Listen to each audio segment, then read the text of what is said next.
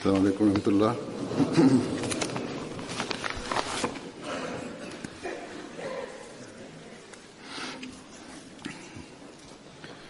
أشهد أن لا إله إلا الله وحده لا شريك له وأشهد أن محمدا عبده ورسوله أما بعد فأعوذ بالله من الشيطان الرجيم بسم الله الرحمن الرحيم الحمد لله رب العالمين الرحمن الرحيم مالك يوم الدين إياك نعبد وإياك نستعين اهدنا الصراط المستقيم صراط الذين أنعمت عليهم غير المغضوب عليهم ولا الضالين.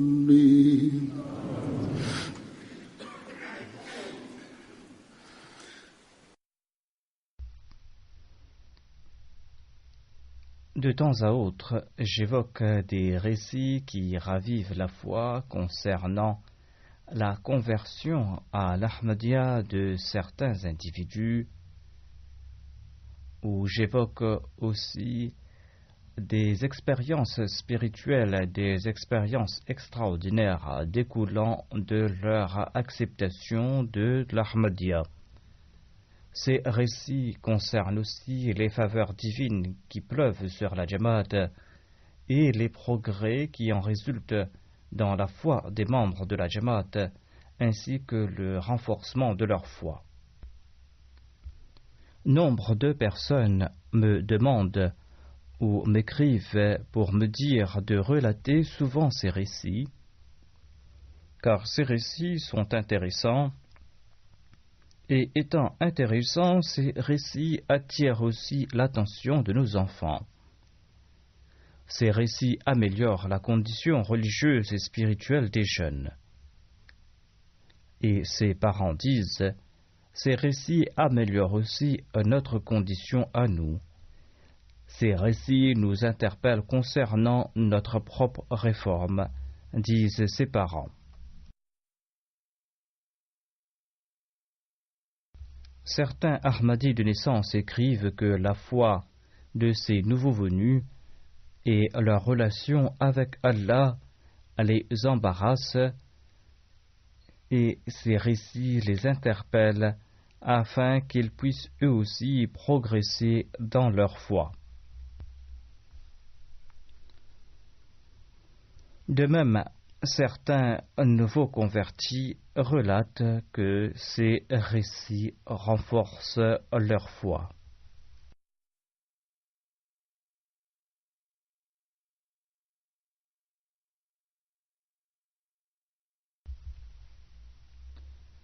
Or, il existe une autre catégorie de personnes qui se trouvent ici en Occident, ou d'autres qui se considèrent très intelligents et très avancés.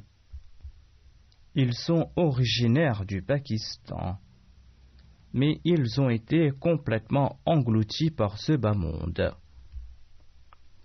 où ils se sont empêtrés tant et si bien dans le matérialisme qu'ils ne portent aucune attention à l'endroit de la personne de Dieu, où ils ne portent pas l'attention qu'il incombe à un Ahmadi de porter à l'endroit de la personne de Dieu. Une attention qui est d'ailleurs le droit d'Allah. L'acceptation du Messie premier l'Islam et le serment d'allégeance qu'on lui a prêté exigent cette attention.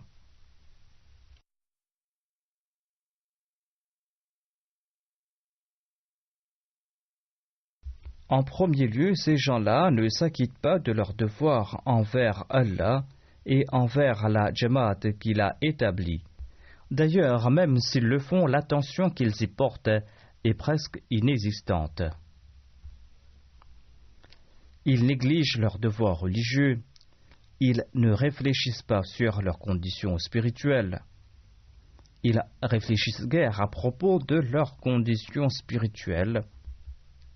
En entendant ces récits qui concernent les nouveaux convertis, ces récits qu'ils relatent, ou en entendant ces récits qui ont trait au progrès spirituel et qui visent à promouvoir ce progrès spirituel, eh bien, cette catégorie de gens émettent des critiques et ils objectent en disant que pourquoi ces récits qui concernent les conversions ou le progrès dans la foi viennent uniquement des pays d'Afrique, des pays arabes ou des pays d'Asie? Pourquoi est-ce qu'on n'entend pas parler de pareils récits en Europe? Pourquoi ne sont-ils pas guidés à travers des rêves ou à travers des livres religieux?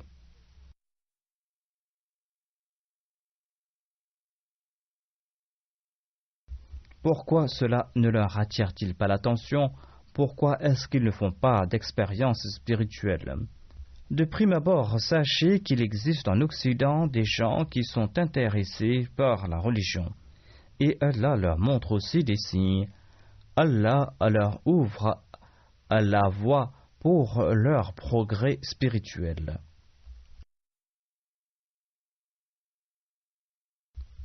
Ici au Royaume-Uni, il se trouve de nombreux nouveaux convertis ou des Britanniques de souche qui ont fait la Bayra depuis quelque temps ou qui progressent dans leur foi au quotidien.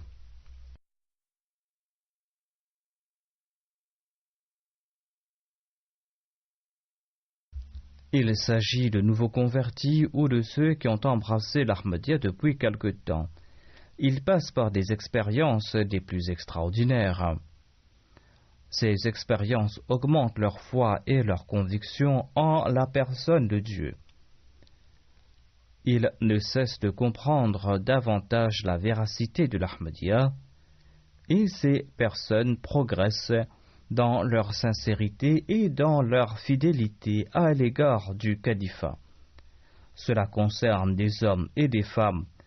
Ils relatent leurs récits lors des ijtima, des lajina, des khuddam et des ansar. Certains en ont fait mention sur la MTA. Ce sont des récits qui ravivent dans une grande mesure la foi. En tout cas, Dieu montre des signes à ceux qui habitent ici en Occident, des personnes qui sont intéressées par la religion. Allah leur montre des signes concernant la véracité de l'Ahmadiyya. Il leur dévoile la véracité de cette communauté. Il y a aussi ceux qui certes n'ont pas accepté l'Ahmadiyya, mais qui connaissent grâce à la communauté Ahmadiyya la grandeur ainsi que la supériorité de l'islam.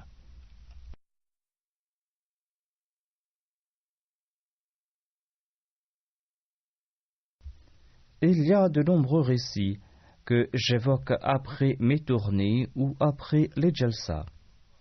Mais le point important qui mérite attention ici est qu'Allah guide celui qui bouge dans sa direction.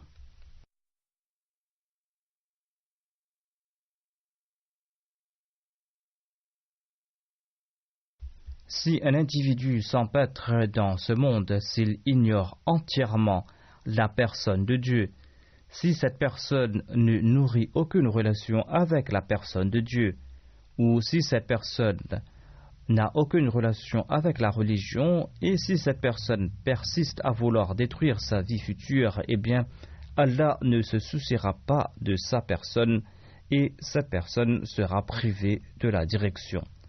D'ailleurs, l'histoire des prophètes nous enseigne que ceux qui se penchent vers la religion et ceux qui acceptent la religion sont généralement issus de la couche des pauvres et des faibles de la société. Ce sont les humbles et les indigents qui ont généralement ce désir de se tourner vers Allah l'exalté. Ce sont les humbles et les indigents qui nourrissent la crainte de la personne de Dieu. La réponse que donnent les gens de ce monde ainsi que les puissants aux prophètes est consignée dans le Saint-Coran. Ces puissants disent aux prophètes: « Tu n'as aucune importance, ce sont les plus méprisables parmi nous qui te suivent. »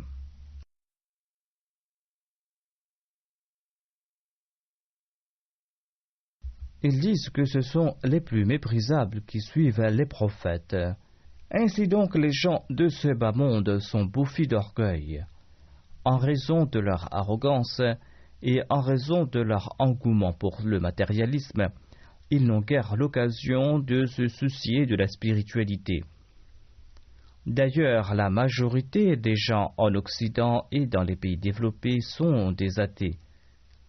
Étant donné que ces gens-là sont des athées, étant donné qu'ils ne s'intéressent guère de la personne de Dieu, pourquoi Dieu devra-t-il se soucier de leur direction? Le Messie promet l'Islam a brossé le tableau de ces gens d'ici-bas en ces termes. Il déclare que dans le Saint-Coran, Allah l'exalté a décrit la vie des mécréants et des croyants. Les mécréants mènent une vie d'animaux. Ils se contentent de manger, de boire et d'assouvir leurs passions charnelles.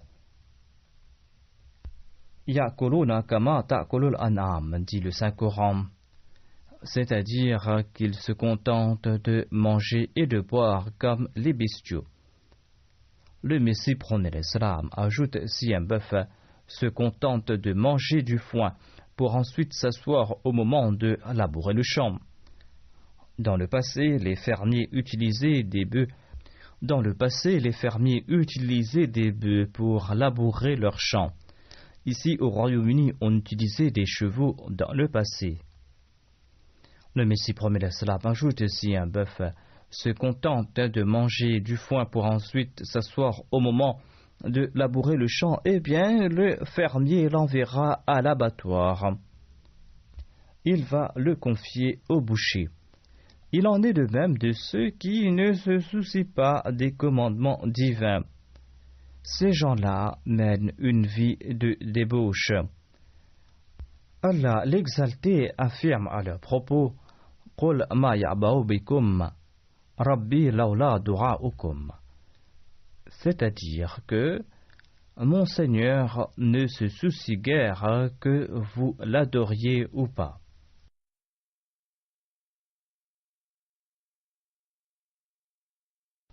Ainsi donc, Allah se soucie de ceux qui se penchent vers lui et qui cherchent sa direction. Le Messie promet l'Islam explique davantage ces faits. Il dit: la sincérité est une vertu des plus nobles. Sans la vertu, les œuvres méritoires ne seront point complètes. Allah l'exalté n'abandonne jamais sa pratique et l'homme corrompu n'abandonne jamais la sienne. C'est pour cette raison qu'Allah affirme: Walladhina jahadu fina lanahdiyannahum subulana. Allah ouvre sa voie à ceux qui s'évertuent à le trouver. Ainsi, ceux qui sont à la quête de la vraie religion de Dieu sont guidés dans la bonne direction. Ces personnes-là progressent dans leur foi. Allah confère ses faveurs à d'aucuns en raison de leurs bonnes actions, en raison de leurs bonnes œuvres, et Allah leur montre aussi la bonne direction. Ainsi, nous rapportons les récits exaltants de ceux qui cherchent la vraie voie. Ou je mentionne les récits de ceux qui, comme je viens de l'expliquer, à qui Allah a conféré ses faveurs spéciales en raison de leur vertu. Et c'est en raison de leur vertu et de leurs bonnes œuvres qu'il leur montre la bonne voie.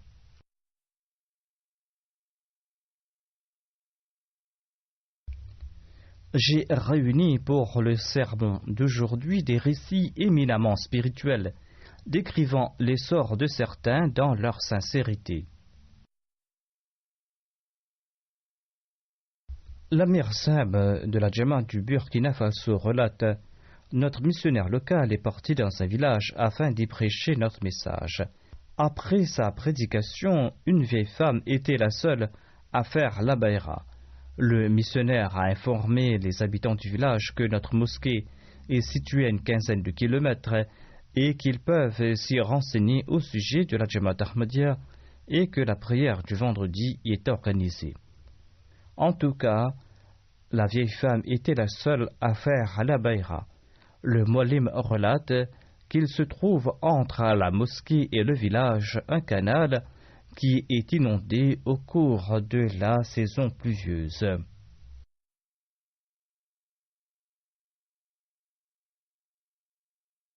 Après avoir prêté le serment d'allégeance, cette vieille femme partait tous les vendredis à la mosquée avec son tapis de prière.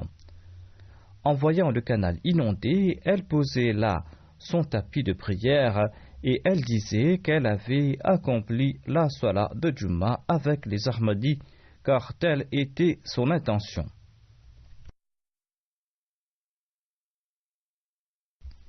Après un mois, lorsque l'eau avait décru, la vieille femme est venue tout raconter au centre de la Jamaat. C'en était là un reflet de sa sincérité. En entendant ce récit, le muallim est reparti dans le village pour leur dire ceci: cette vieille femme était à la recherche de la vérité, elle a accepté la vérité et Allah lui a conféré tant de faveurs et elle a consenti à tant de sacrifices pour sa cause. Elle partait à la prière tous les vendredis et s'asseyait à l'extérieur, ne pouvant se rendre à la mosquée en raison de l'eau. Ceci démontre sa sincérité. En entendant le récit de cette vieille femme, nombre de ses proches, dont une trentaine de personnes, ont fait la baïra. C'est ainsi qu'Allah leur a accordé la direction.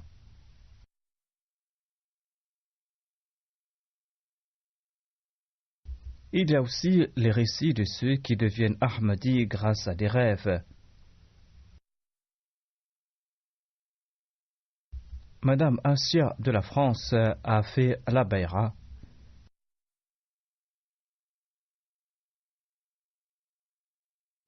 Elle écrit: je vous raconte le récit de ma conversion dans l'espoir que vous serez peut-être content de moi et que vous allez ainsi m'accepter dans votre communauté bénie.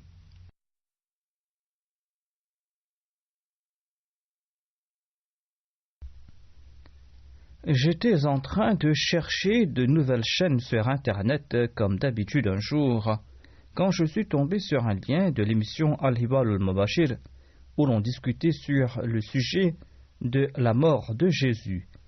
J'étais complètement stupéfaite en entendant ces arguments irréfutables que l'on présentait de manière aussi cultivée. Quelques jours auparavant, j'avais vu dans un rêve que je tombais dans un puits obscur et que je me cramponnais de toutes mes forces au rebord du puits et mes pieds pendaient vers le fond. Soudainement, j'ai regardé vers le haut pour y voir 3 ou 4 oiseaux d'un blanc éclatant. Or, j'ignorais qui ils étaient, et ces oiseaux ont tenté de me sauver.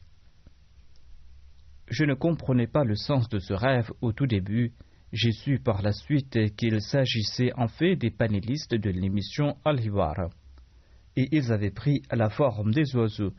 J'ignorais aussi que le fondateur de cette communauté s'était proclamé Messie et Mahdi. J'avais eu des doutes à ce propos. Par la suite, j'ai étudié les ouvrages de la Jamaat, en particulier les livres du Messie premier l'Islam, dans lesquels je n'ai découvert rien qui était contraire aux préceptes de l'Islam. Au contraire, j'en ai déduit que le Messie premier l'Islam était l'ardent défenseur de l'Islam, l'ardent défenseur des musulmans et du saint prophète Mohammed sallallahu alayhi wa sallam. À travers ces ouvrages, il démontrait aux ennemis de l'islam la gloire de cette religion. J'ai accompli la prière istikhara et 2 jours après, une de mes amies m'a dit qu'elle nous avait vus toutes deux dans un rêve visitant la maison de ma belle-mère. Dans ce rêve, je cherchais une chambre spéciale et j'en ai trouvé une qui était éclairée et confortable. J'ai dit à mon ami que je vais résider dans cette chambre car elle me plaît. J'en ai déduit de ce rêve que je devais me joindre à la Jamaat et ainsi j'ai fait la Bayra.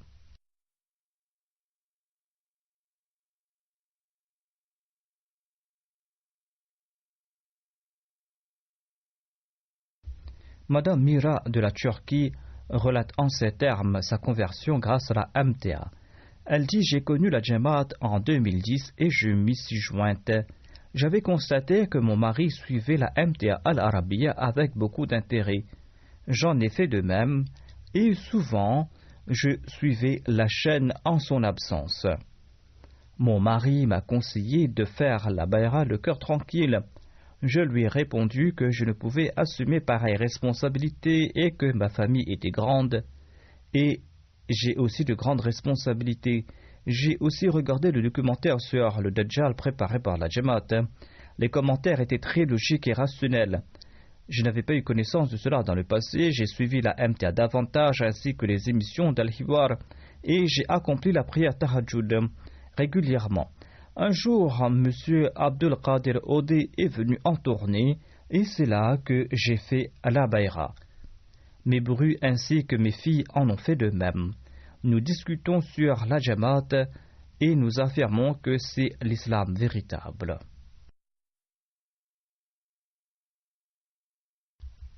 Le jour où j'ai prêté le serment d'allégeance, j'ai vu en rêve que je récitais la sourate Al-Kahf.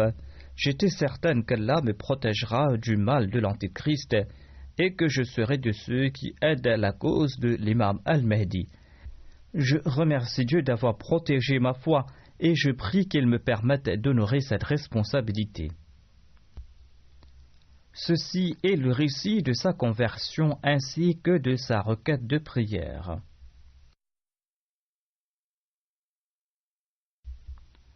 D'autres récits démontrent comment Allah établit de nouvelles Jamaat. M. Abdul Quddus est un missionnaire travaillant au Bénin. Il relate: le Muallim Zakaria a visité un village pour y prêcher notre message. Quelqu'un l'a informé que les gens étaient sortis du village pour partir travailler et de revenir le vendredi car ils seront tous présents ce jour-là. Quand le Muallim est revenu le vendredi, il a accompli 2 rakats de prière nawafil et a présenté notre message après avoir reçu l'aval de l'imam et des membres du conseil du village. Il a commenté sur la sourate Al-Fatiha et l'avènement de l'imam Al-Mahdi. Lors de son discours, les gens lançaient le slogan Allahu Akbar. Après le discours, le président du conseil de la mosquée a déclaré: je suis né musulman, or jamais je n'ai entendu pareil commentaire de la sourate Al-Fatiha. Si c'est ce qu'enseigne la Jamaat Ahmadiyya, eh bien, je vous félicite tous de l'avoir accepté. Ainsi, nous acceptons cette Jamaat. L'imam de la mosquée ainsi que tous les membres de cette organisation islamique du village ont embrassé l'Ahmadiyya. C'est ainsi qu'on a pu établir une toute nouvelle Jamaat. Le mollah du village a montré une vive opposition. Quand le muallim est rentré chez lui, le mollah lui a dit au téléphone de ne plus visiter le village et la mosquée. Le muallim est retourné dans ce village avant la tenue de l'Ijtima national des Khuddam du Bénin afin d'encourager les jeunes d'y participer. Le mollah l'a empêché de venir et de prendre avec lui les Khuddam. Or, les jeunes ne l'ont pas écouté et ils ont tous participé à l'Ijtima. C'est ainsi qu'Allah humilie les mollahs hostiles et c'est ainsi qu'il établit de nouvelles Jamaat.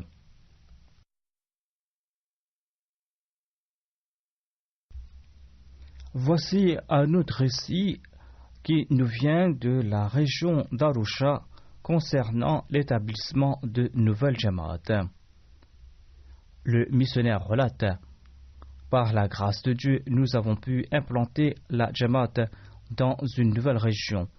Il n'y avait aucun Ahmadi dans le village Kiswani dans le district de Samé. Nous y avons pu distribuer des dépliants grâce à des visites successives.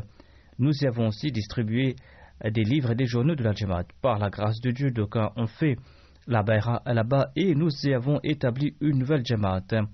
Bientôt, nous allons acheter un terrain pour bâtir une mosquée et les membres de la Jamaat sont en train de préparer des briques pour construire cette mosquée.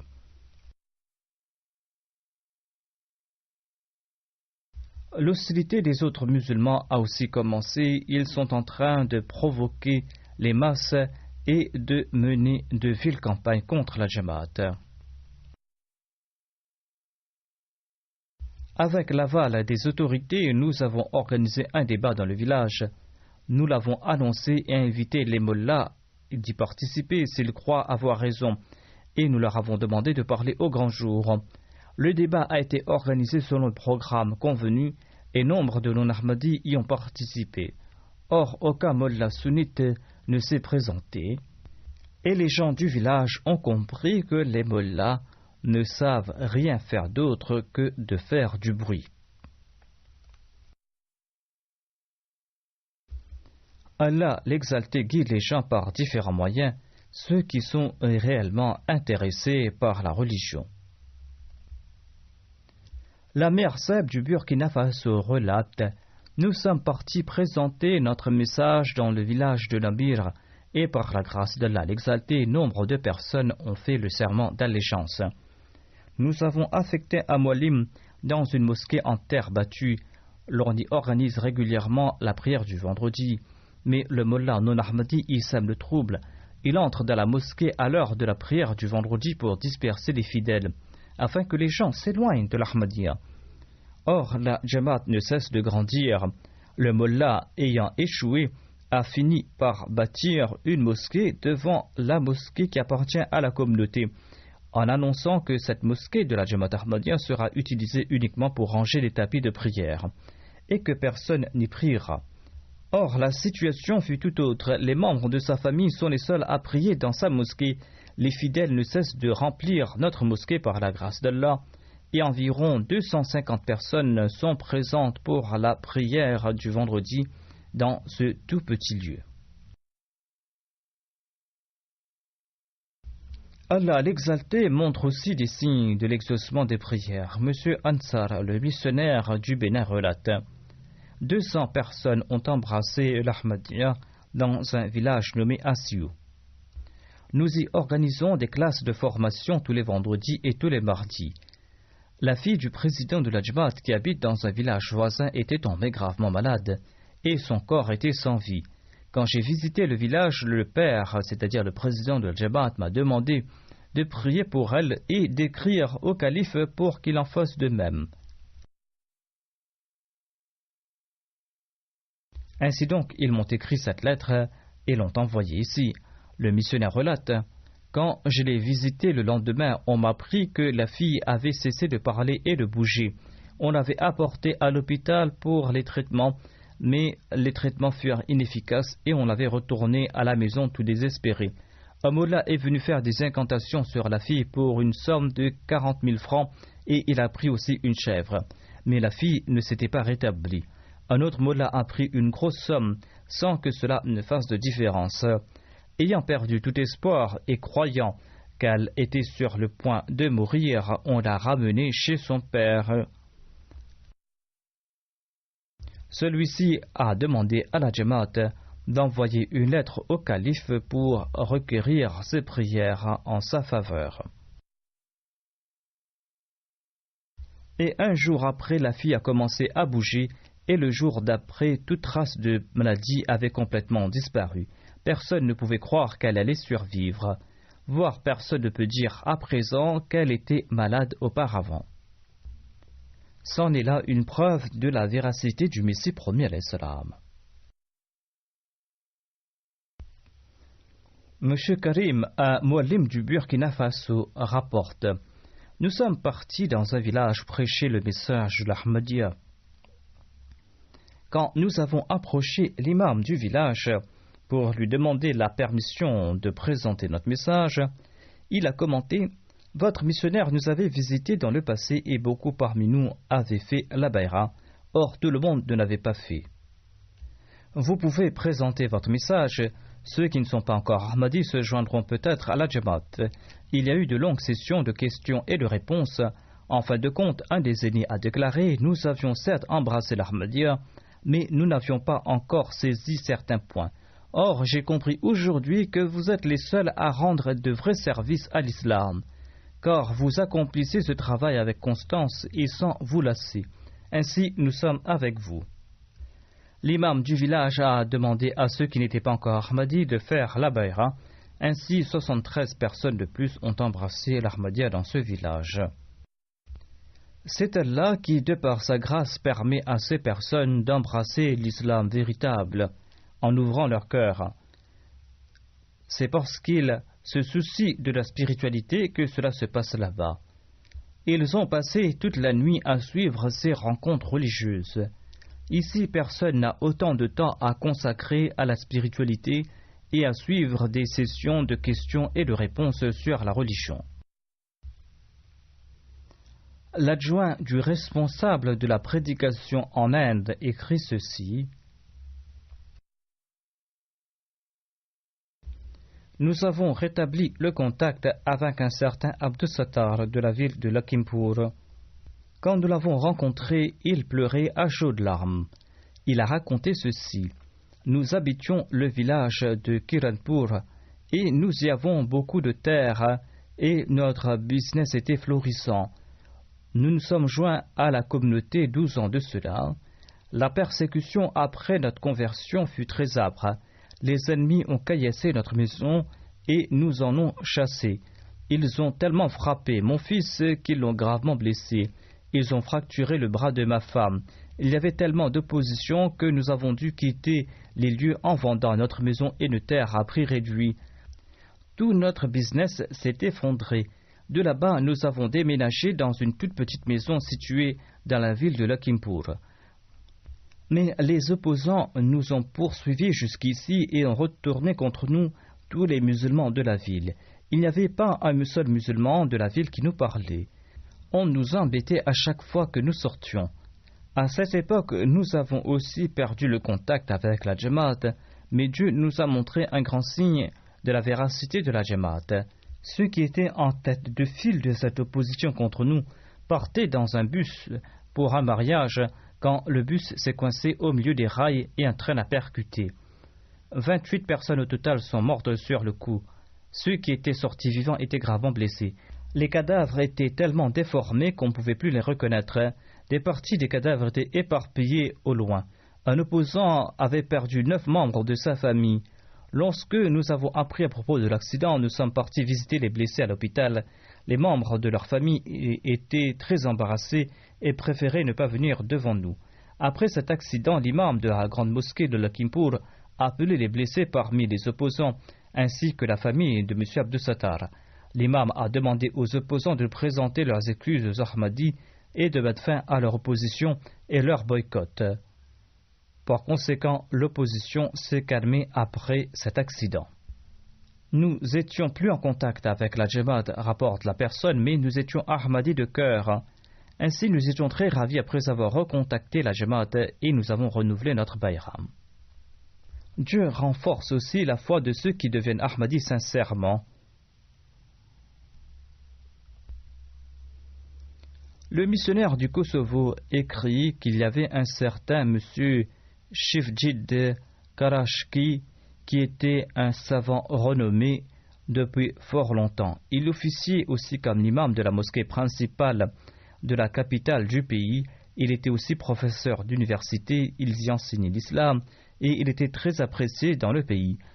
Il avait commencé depuis quelque temps à critiquer la Jamaat à la radio. Il a lancé une propagande contre elle sur Internet aussi. Dieu s'est vengé ainsi de sa personne. Dans un premier temps, il s'est fait expulser de son université parce qu'on avait commencé à remettre en cause sa personnalité. Ensuite, la police l'a attrapé parce qu'il soutenait les terroristes et pour des histoires d'argent sale. Il est resté en prison pendant quelque temps et on l'a démis de ses fonctions d'imam de la mosquée principale. On l'a destitué de tous ses postes.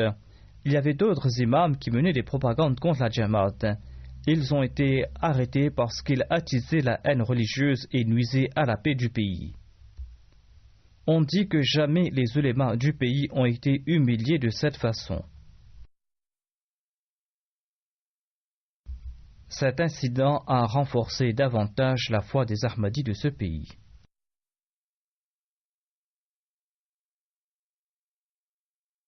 J'ai déjà mentionné l'exemple de ces nouveaux convertis de l'Inde qui ont été victimes de la persécution, mais qui sont restés fermes dans leur foi. Et il y a aussi un autre exemple d'un village entier du district de l'Uttar Pradesh qui avait fait la Bayra. Mais ensuite, à cause d'une forte opposition, ils ont renoncé à l'Ahmadiyya. Parmi ceux-là, il y avait un certain Mohammed Hanif qui est resté ferme dans sa foi. Il a subi une grande opposition, mais il a toujours protégé sa foi. Il avait perdu son fils lors de cette opposition. Les mollahs ne l'ont pas permis d'enterrer son fils dans le cimetière et n'ont pas voulu diriger sa prière funéraire. Ils ont dit qu'il devait répudier l'Ahmadiyya avant qu'il ne lui donne l'autorisation d'enterrer son fils et pour qu'il dirige la prière funéraire de son fils. Mais M. Hanif est resté ferme dans sa foi et il a lui-même dirigé la prière funéraire de son fils accompagné de ses enfants et il l'a enterré chez lui.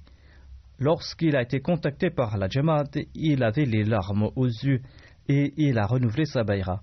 On lui a demandé pourquoi est-ce qu'il n'avait pas contacté le centre.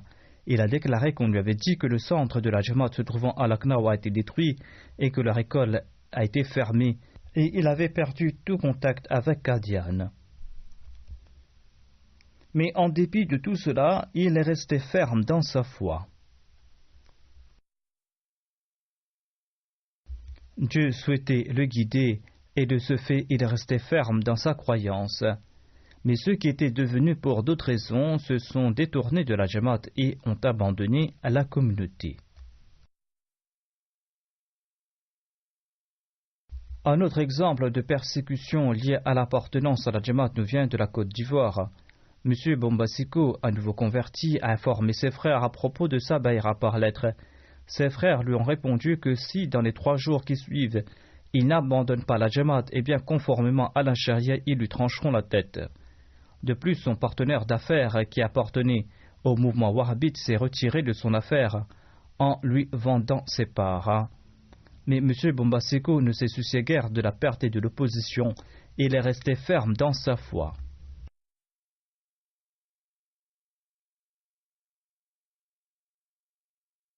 Par la grâce de Dieu, la MTA nous permet aussi de nous connecter au monde et mes sermons sont aussi diffusés partout et ces sermons sont également écoutés par des non-Ahmadis.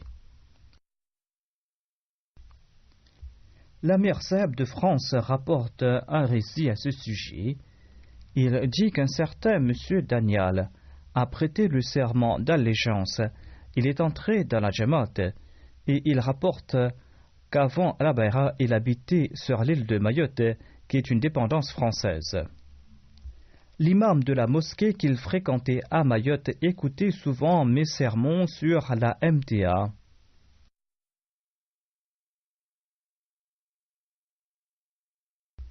Il relate que j'avais mentionné la mort de Jésus dans un de mes sermons et que ceci l'avait grandement impressionné. L'imam de la mosquée leur a fait connaître la Jamaat Ahmadiyya. C'était quelqu'un d'honnête et il n'avait pas d'intérêt personnel. M. Daniel relate, l'imam nous a demandé de prier afin qu'Allah nous montre le droit chemin. Ces paroles ont laissé sur nous une forte impression. L'imam nous a demandé de faire des recherches à propos de la Jamaat. Par conséquent, j'ai commencé à faire des recherches sur la mort de Jésus et je suis tombé sur des vidéos en langue française au sujet de la mort de Jésus. Je suis aussi tombé sur le sermon du calife à propos de la mort de Jésus sur YouTube en langue française. Et après cela, j'ai fait la Bayra. L'Amir Saheb écrit, M. Daniel, a mis en contact cet imam de Mayotte avec le missionnaire en charge de la France. On lui a envoyé des livres de la Jamaat de la France et par la grâce de Dieu, cet imam a accepté la Jamaat avec 70 autres personnes. Le tablir a été fait dans cette île lointaine grâce à mon sermon. La MTA est une grâce immense que Dieu nous a accordée. Voici un récit sur l'influence des livres sur les non-musulmans. Un molim du Congo-Brazzaville relate la conversion d'une femme. Cette femme relate: un jour, je suis parti rendre visite à mon petit frère. J'ai vu chez lui un livre en langue française dont le titre était La véritable histoire de Jésus. Je lui ai emprunté ce livre pour le lire. Lorsque j'en ai fait mention à mon prêtre, il m'a dit qu'il ne faut pas prendre un livre pareil et commencer à le lire sans réfléchir, car on peut perdre sa foi. Mais la lecture de ce livre m'a ouvert les yeux, et je me suis rendu compte que les prêtres nous cachent beaucoup de choses. J'ai lu une nouvelle fois ce livre et j'ai vérifié les références dans la Bible. J'ai ensuite contacté mon frère qui avait déjà rejoint la Jamaat Ahmadiyya. Je lui ai demandé où il avait obtenu ce livre et qui sont ces gens. Il m'a répondu que ce livre a été écrit par la Jamaat Ahmadiyya et que dans quelques jours, il allait se rendre au centre de la communauté Ahmadiyya afin de suivre la Jalsa qui allait avoir lieu en Allemagne. Il m'a demandé de venir avec lui afin de rencontrer ces gens et d'y poser mes questions au sujet de l'islam. Nous sommes partis à la mission et j'ai vu l'atmosphère qui régnait à la Jalsa Salana de l'Allemagne. J'ai écouté les discours du calife et après ces discours, j'avais complètement changé d'opinion. Par la grâce de Dieu, tout juste après la Jalsa de l'Allemagne, j'ai fait la Bayra. La dame dit: à présent, je suis très heureuse et je me suis rendu compte que la vie a un objectif que j'ai maintenant atteint. Après avoir fait la Bayra, les gens sont témoins de changements considérables. Un nouveau converti de l'Ouzbékistan, M. Zahir Wahid, écrit que, après avoir lu le commentaire de la sourate Al-Fatiha faite par le Messie promis l'Islam, ma manière d'accomplir la Salah a complètement changé. Maintenant, j'obtiens de la prière ce que je n'arrivais pas à obtenir auparavant. L'interprétation du hadith sur le thème de l'ihsan que je ne comprenais pas auparavant m'a particulièrement profité, a-t-il déclaré.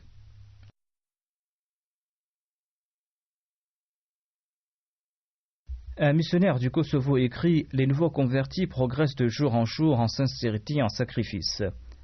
Un certain monsieur Nazir Balé supervise un département important dans la ville.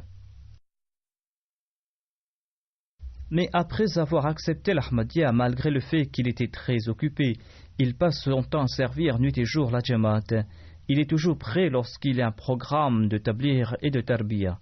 Il est toujours prêt à servir bénévolement dans les pays voisins. Par son intermédiaire, on a établi de nouveaux contacts. Une fois, on a organisé un programme de tablir. Malgré le fait qu'il était très malade, il y a participé. Lorsque, lors de l'émission, il s'était senti faible, il est rentré chez lui. Il a demandé à sa femme, qui est infirmière, de lui mettre une perfusion. Lorsqu'il s'est senti mieux, il a souhaité revenir pour participer au programme de tablir. Il est revenu donc pour y participer et il y est resté jusqu'à tard dans la soirée. Tels sont l'enthousiasme et l'ardeur de ces personnes qui acceptent l'Ahmadiyya. Un mualim du Congo-Brazzaville, M. Ibrahim, écrit: un responsable villageois a dit que son beau-fils ne se comportait pas correctement avec lui, et tous les soirs, après avoir bu, il proférait des paroles vulgaires et m'insultait. Mais depuis qu'il a embrassé l'islam et l'Ahmadiyya, il a cessé de proférer des insultes et il a cessé de consommer de l'alcool. Cela m'a fortement surpris. C'est Allah qui leur permet de se réformer. Un nouveau converti du Burkina Faso, M. Souri, rapporte: lorsque j'étais dans l'Ahmadi, je faisais face à de nombreuses difficultés. À chaque fois qu'un de mes enfants venait au monde, il mourait. Lorsque j'allais consulter les marabouts, certains me demandaient d'apporter des moutons, des coqs, et ils me préconisaient de les sacrifier sur les autels des idoles. Et ils me disaient c'est ainsi que je pouvais sortir de ces difficultés. J'ai entendu par la suite le message de la Jamaat Ahmadiyya, et je l'ai fort apprécié. et j'ai rejoint la Jamaat Ahmadiyya. L'argent que je dépensais auparavant sur les marabouts et les idoles, je les dépense maintenant pour payer mes cotisations au sein de la Jamaat. Et mes problèmes ont disparu et Allah m'a accordé un enfant vivant. Les mollahs ont constaté que je venais plus les consulter et ils ont su que j'étais Ahmadi. Et ils m'ont demandé pourquoi j'avais rejeté la religion de mes ancêtres. Je leur ai répondu que je suis très heureux et Dieu m'a accordé un enfant vivant et lorsque je paye mes cotisations, Allah me le rend double. Tout cela est le fruit des bénédictions liées à la Jamaat Ahmadiyya. Dieu a changé la situation financière de mon foyer et maintenant tout ce que j'entreprends se concrétise. C'est Dieu qui m'a fait suivre cette voie, la voie que suivaient mes ancêtres menait seulement à la perdition. Il y a également des bayras grâce à la radio. Un missionnaire du Bénin écrit « Dans ma région, un villageois chrétien nommé Soulé Jolafan a téléphoné pendant l'une de nos émissions à la radio et a posé une question concernant la seconde venue de Jésus. Et il nous a invités à venir chez lui. Par la suite, nous l'avons rencontré et nous avons répondu à ses questions à l'aide d'arguments rationnels et de références bibliques. Par la grâce de Dieu, il était très satisfait des réponses et il a déclaré que le message de la Jamaat Ahmadiyya est véridique et que Jésus-Christ n'était qu'un simple prophète et que sa seconde venue a été concrétisée en la personne du Messie promis alayhi salam. Après avoir compris tout cela, il a rejoint l'islam et l'Ahmadiyya. Au cours de la conversation, il nous a informé qu'il écoutait avec enthousiasme notre émission radio depuis fort longtemps et qu'il rentrait spécialement du travail chez lui avant le début de nos émissions le lundi et le jeudi pour écouter ces émissions.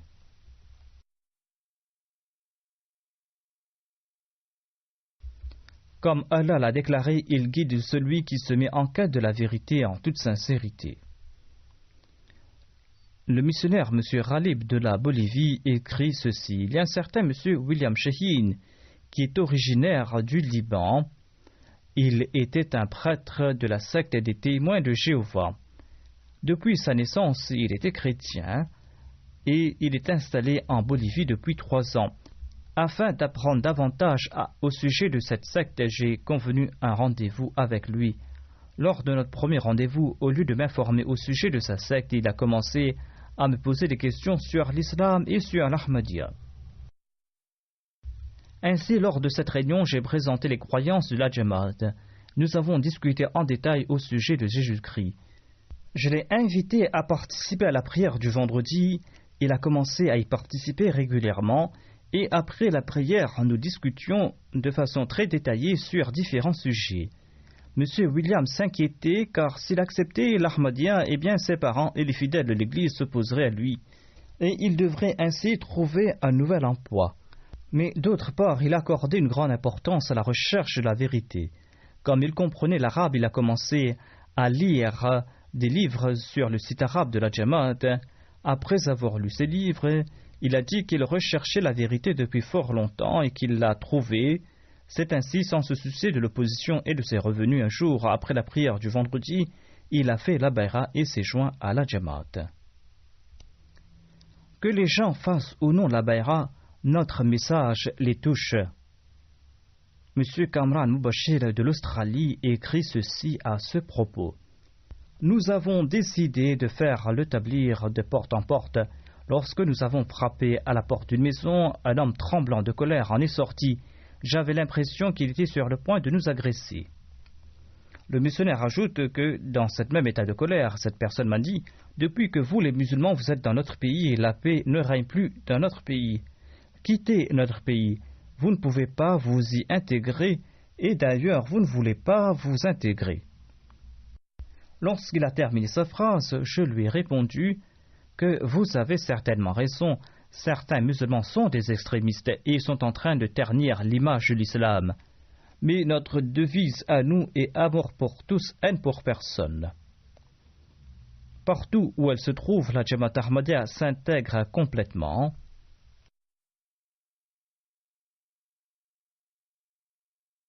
Nos enfants jouent également au football dans les clubs locaux. Par exemple, je suis membre de la bibliothèque locale. Ainsi, ils ont longuement discuté. En entendant cela, cette même personne qui tremblait de colère et qui semblait vouloir les agresser était ravie et a souhaité prendre une photo avec eux. Il a dit que je l'ai invité à venir à la mission et il a accepté cela avec grande joie. De par sa grâce, Allah attendrit le cœur des gens pour qu'ils écoutent le message de la Jamaat.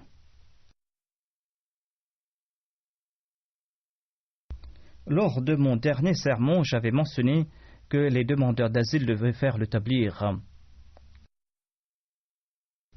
Un demandeur d'asile de l'Allemagne qui était dans l'attente d'une décision a relaté son anecdote. Il a dit « J'avais un dernier entretien avec le juge qui m'a demandé si je distribuais les dépliants de la Jamaat. J'ai répondu à l'affirmative. Il m'a demandé dans quels endroits je distribuais ces dépliants. Je lui ai énuméré le nom de quelques endroits. Sur ce, le juge a répondu qu'à l'un de ces endroits, il avait également pris un dépliant et il a annoncé qu'il acceptait ma demande d'asile. Ainsi, le tablir a favorisé le processus d'acceptation de sa demande.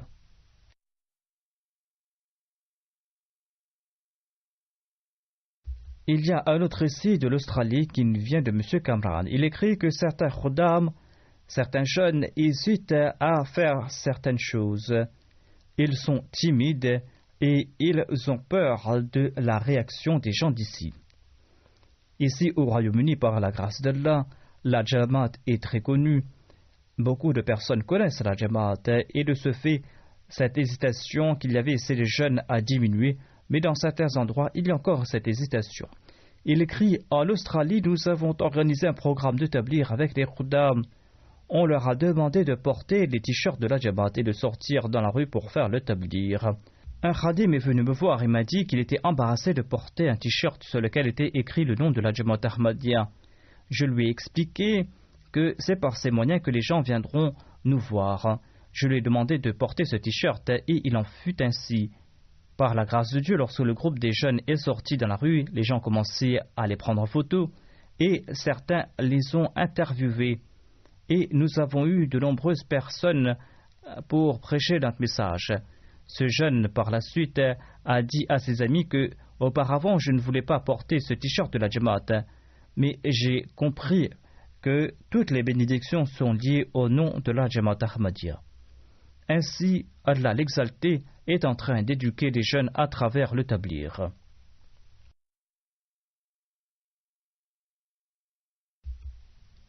Allah avait révélé au Messie premier l'Islam, Fahana Anta'ana.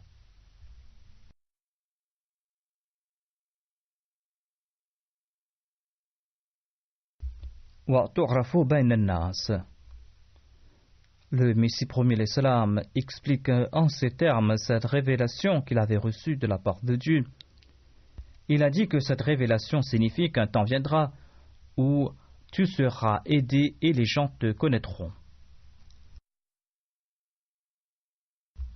Voilà le sens de Wa tu'rafu bayna an-nas. Le Messie premier l'Islam explique qu'Allah l'exalté lui avait révélé ces paroles la première fois en 1883. Par la suite, il a reçu cette même révélation de reprise, alors que personne ne le connaissait auparavant. Le Messie premier l'Islam a demandé « Est-ce possible que ceci soit l'œuvre et le dessein d'un homme ?» Certainement pas. C'est là l'œuvre de Dieu. Il annonce un événement et c'est lui qui détient la connaissance de l'invisible. C'est lui seul qui pourra informer au sujet de ce qui va se passer. Le Messie premier l'Islam déclare que ceci est en train de s'accomplir de jour en jour. Les gens le connaissent à travers le monde et les gens font sa bayra, c'est-à-dire lui prêtent le serment d'allégeance.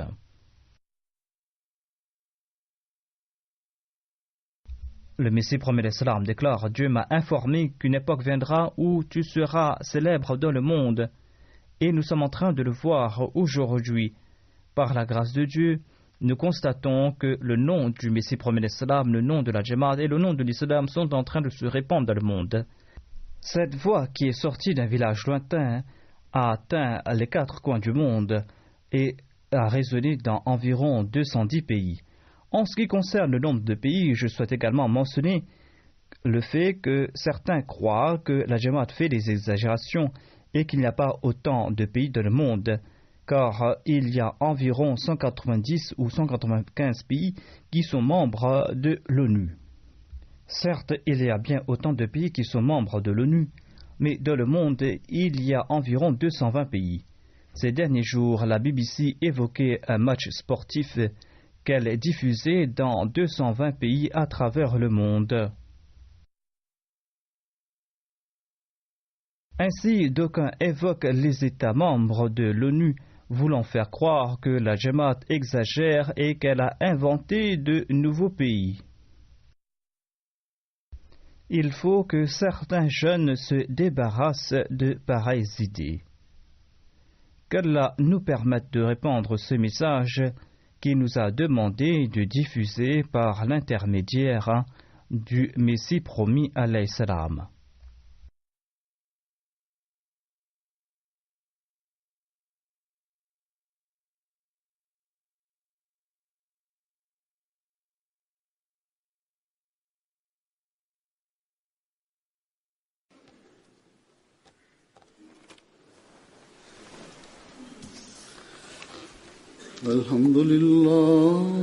الحمد لله نحمده ونستعينه ونستغفره ونؤمن به ونتوكل عليه ونعوذ بالله من شرور أنفسنا ومن سيئات أعمالنا من يهده الله فلا مضل له ومن يضلل فلا هادي له ونشهد أن لا إله إلا الله ونشهد أن محمدا عبده ورسوله عباد الله رحمكم الله إن الله يأمر بالعدل والإحسان